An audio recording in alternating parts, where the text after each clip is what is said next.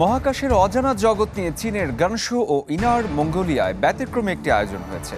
বিশাল একটা এলাকা সাজানো হয়েছে মঙ্গল গ্রহের আদলে। মহাকাশে নভোচারীদের কাটানোর সময় নিয়ে পর্যটকের সামনে তুলে ধরা হচ্ছে নানা তথ্য। ব্যবস্থা রয়েছে প্রশিক্ষণেরও। মহাকাশ নিয়ে মানুষের কৌতূহলের শেষ নেই। গ্রহ, উপগ্রহ, নক্ষত্র ও ছায়াপথ এসব কিছু নিয়েই জানার আগ্রহ আছে সবারই। বিষয়টি মাথায় রেখেই চীনের গানশু ও ইনার মঙ্গোলিয়া প্রদেশে বসেছে মহাকাশ পর্যটন মেলা। এতে মহাকাশ নিয়ে আগ্রহ থাকা অনেকেই আসছেন এখানে।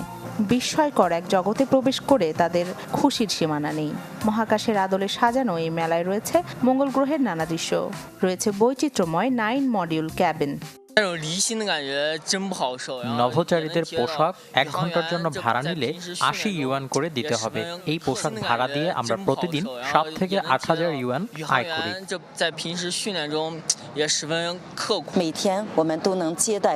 প্রতিদিন এখানে 300 পর্যটক ঘুরতে আসে। আমার ধারণা এখান থেকে রাজস্ব আসবে 27 থেকে 28,000 ইউয়ান।